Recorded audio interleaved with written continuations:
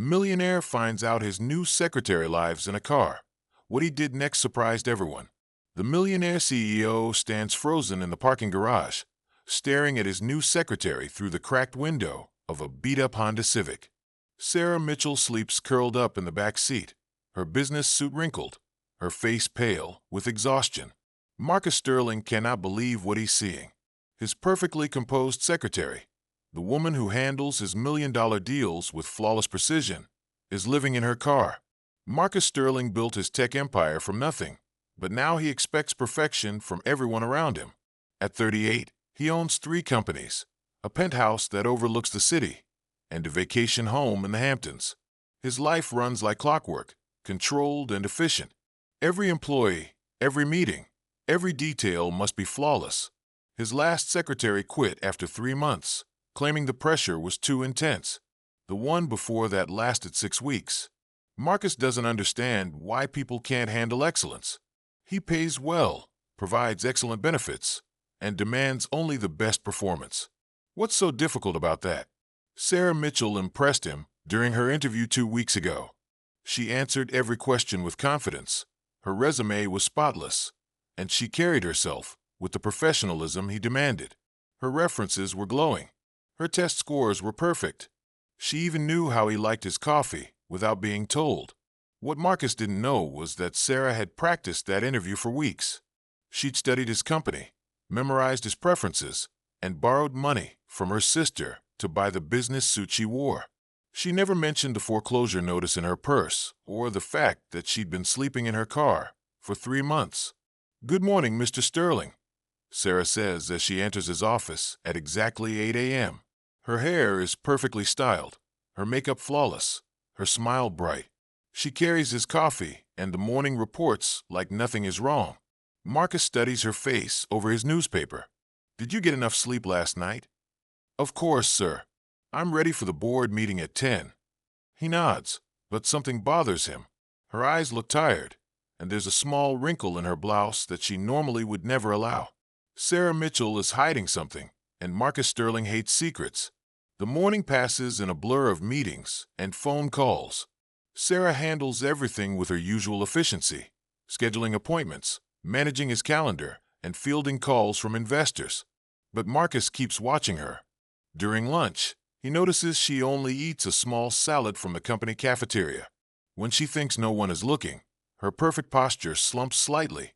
"Where did you go to business school?" Marcus asks during a brief break between meetings. "Community college, sir. I have an associate degree in business administration. And before this job, I worked at a real estate office for 6 years. Administrative assistant, then office manager." Sarah's voice is steady, but Marcus catches a flicker of something in her eyes. "Why did you leave?" "The company downsized. They eliminated my position." Marcus nods, filing the information away. Sarah's resume had mentioned a real estate job, but not the reason it ended.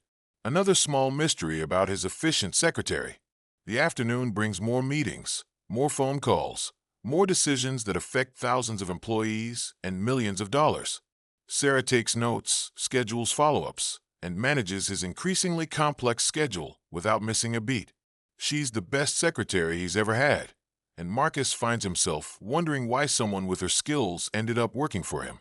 "Sarah, I need you to stay late tonight," Marcus says as 5 o'clock approaches. "We have the Morrison contract to review, and I want to prepare for tomorrow's presentation."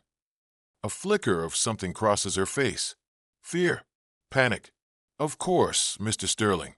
Whatever you need." "Are you sure? I don't want to interfere with your evening plans." "I don't have any evening plans, sir. I'm completely available."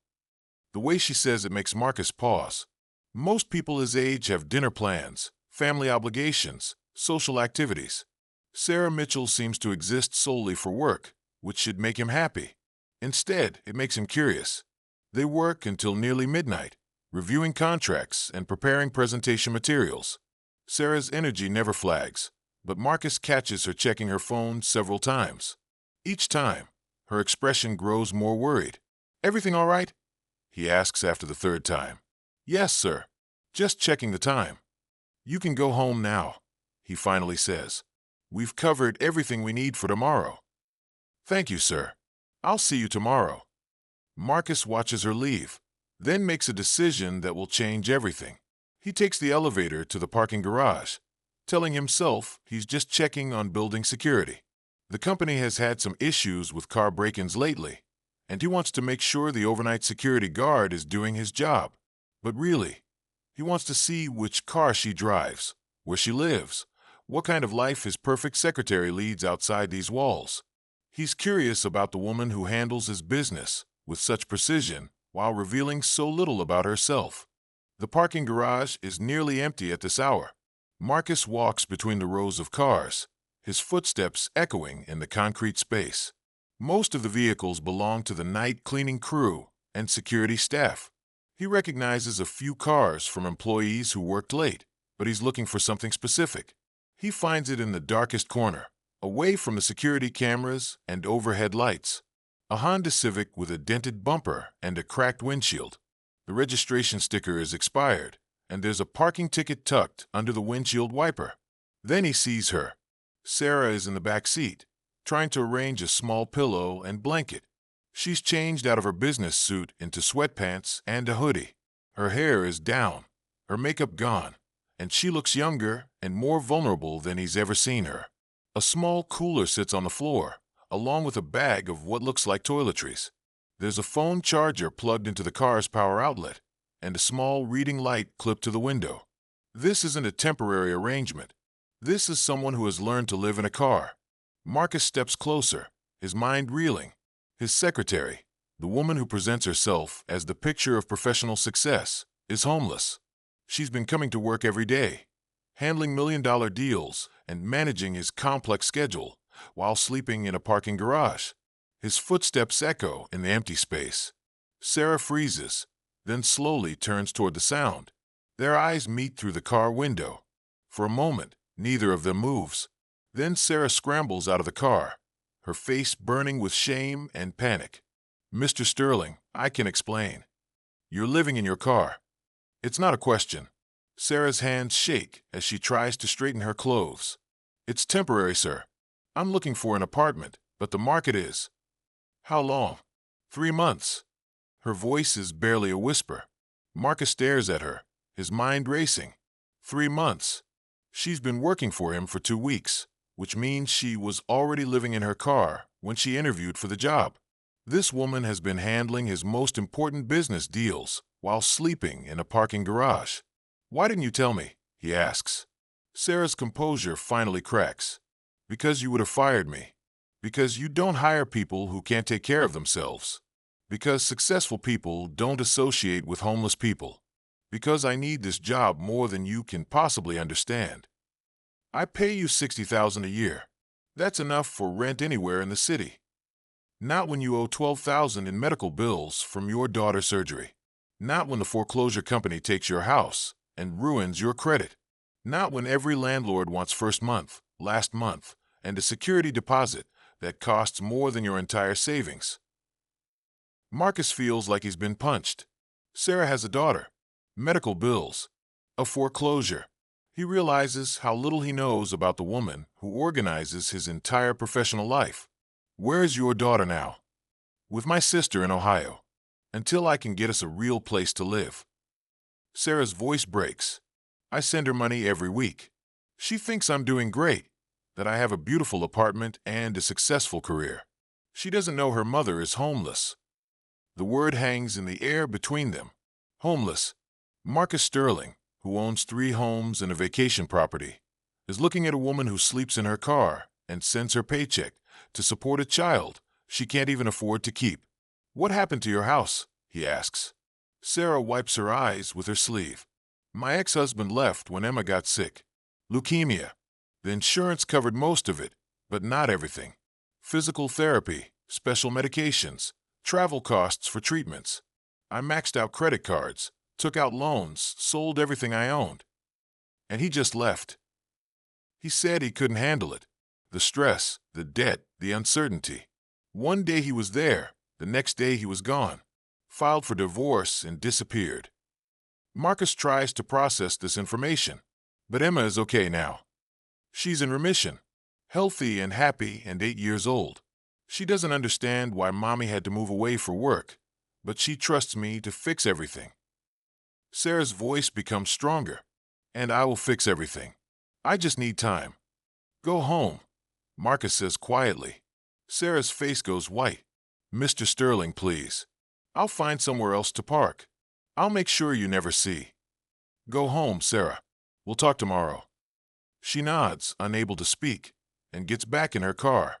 Marcus watches her drive away, then stands alone in the empty garage, questioning everything he thought he knew about success and failure. For the first time in years, Marcus Sterling doesn't know what to do. He built his fortune by making quick decisions, by seeing opportunities and seizing them. But this isn't a business problem. This is a human problem, and Marcus has spent so long focused on profit margins and market share that he's forgotten how to deal with actual people. He drives home to his penthouse, but he can't stop thinking about Sarah's face when she realized he'd discovered her secret. The shame, the fear, the desperate hope that he might not fire her. He's seen that look before, years ago, when he was the one sleeping in his car and hoping someone would give him a chance. Marcus Sterling built his first company in his garage, but before the garage, there was a time when he slept in his car too. He was 22, fresh out of college, with a computer science degree and massive student loan debt. His first job paid barely enough to cover his loans and car payments, let alone rent. He'd parked in different places each night, avoiding security guards and police officers. He'd showered at the gym, eaten cheap fast food, and pretended everything was fine when he showed up at work each morning. The only difference between him and Sarah was that he'd had no one depending on him. No sick child to support, no medical bills to pay. Marcus doesn't sleep that night. Instead, he sits in his home office, looking out at the city lights and remembering what it felt like to have nothing. He'd sworn he would never be that vulnerable again, and he'd succeeded. But somewhere along the way, he'd forgotten what it felt like to need help. The next morning, Sarah arrives at the office early, but her usual confidence is gone. She moves carefully, like someone expecting to be fired at any moment. Her hand shakes slightly as she pours his coffee, and she avoids making eye contact. "Good morning, Mr. Sterling," she says, her voice professionally neutral. "Good morning, Sarah. How did you sleep?" It's a cruel question, and they both know it. Sarah's cheeks flush, but she maintains her composure. "Fine, sir. I have your morning reports ready." Marcus watches her through his office window, noting how she jumps every time his phone rings. She's preparing for the worst, and he realizes that firing her would be the easy solution. No complicated emotions, no messy personal problems, no reminders of his own difficult past. But Marcus Sterling didn't become a millionaire by taking the easy path. At 10 a.m., he calls her into his office. "Sit down, Sarah." She perches on the edge of the chair, her hands folded tightly in her lap. "Mr. Sterling, I want you to know that my personal situation has never affected my work performance. I've never missed a deadline or made a mistake because of my living arrangement. I know. Your work is excellent. I arrive early, I stay late. I handle everything you need without complaint. I've never asked for special treatment or made my problems your concern." "That's true. Then why do you look like you're about to fire me?" Marcus leans back in his chair. "I'm not going to fire you. I'm going to make you an offer." Sarah's eyes widen. "Sir, I own several rental properties in the city. Good apartments, safe neighborhoods, reasonable rent. I'll cover your first 6 months of rent, and you can pay me back through payroll deductions. No interest, no credit check required." For a moment, Sarah just stares at him. Then she shakes her head. "I can't accept charity, Mr. Sterling." "It's not charity. It's an investment. I need a secretary who can focus on work instead of worrying about where she's going to sleep. I need someone who isn't exhausted from sleeping in a car every night. This arrangement benefits both of us. What if I can't pay you back?" "Then we'll figure something out. But I think you will. You're the most determined person I've ever met." Sarah's eyes fill with tears. "Why are you doing this?" Really? Marcus considers the question. He could give her the business justification, the practical reasons that make sense on paper. But Sarah deserves the truth. "Because I spent 12 years building this company, and I've never met anyone who works harder than you do. Because talent shouldn't be wasted because of circumstances beyond someone's control. Because everyone deserves a chance to succeed. And because you feel guilty, Sarah says quietly. The words hit Marcus like a physical blow. What? You feel guilty because you have so much and I have so little. You feel guilty because you never noticed I was struggling right under your nose. You feel guilty because you measure people by their appearance of success instead of their actual character. Marcus wants to argue, but he can't. Sarah is right, and they both know it. He spent years surrounding himself with successful people, people who look the part and play the game. He's forgotten that real success sometimes looks like sleeping in your car so you can send money to your sick child. Maybe I do feel guilty, he admits. Does that change anything? Sarah wipes her eyes. It changes everything. Because guilt-based kindness doesn't last. What happens when you stop feeling sorry for me? What happens when helping me becomes inconvenient or embarrassing? I don't know, Marcus says honestly. But I know what happens if I don't help you. You keep sleeping in your car. Your daughter keeps living with your sister. And eventually, you'll collapse from exhaustion or get sick or have an accident. And then I'll have to find a new secretary. And she won't be half as good as you are. Sarah laughs despite her tears. That's very practical. I'm a practical man. No, you're not. A practical man would have fired me the moment he found out I was homeless. A practical man wouldn't risk his reputation by helping an employee with personal problems. A practical man wouldn't care whether his secretary sleeps in a bed or a car, as long as she shows up on time. Marcus realizes she's right about that too. So what does that make me? Human, Sarah says simply. Maybe for the first time in years. The comment stings because it's true. Marcus has spent so long focused on being successful that he's forgotten how to be human. He's measured his worth by his net worth, judged others by their ability to project success, and lost touch with the person he used to be. I'll take your offer, Sarah says quietly, but I have conditions. Name them. I pay you back every penny, with interest. Market rate interest. I don't want your charity. I want your investment. I want to earn what you're giving me. Marcus nods. Agreed. And I want to know why you're really doing this. Not the business reasons. Not the practical justifications. The real reason. Marcus looks out his office window at the city below. Because 20 years ago, I was sleeping in my car too. And nobody helped me. I had to claw my way out alone. And it took years longer than it should have. I don't want you to go through what I went through. So this is about your past, not my future.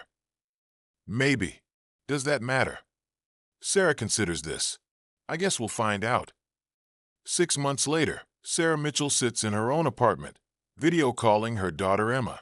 The 8-year-old chatters excitedly about her upcoming visit, her face bright with happiness. Sarah's living room is small but comfortable, filled with furniture she bought piece by piece as her paychecks allowed. Is your boss still mean to you, Mommy? Emma asks. It's a question she's asked every week since Sarah started her new job.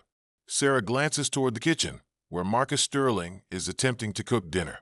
He'd stopped by to drop off some work files and somehow ended up staying. The relationship between them has changed over the months, shifting from employer-employee to something more complex and undefined.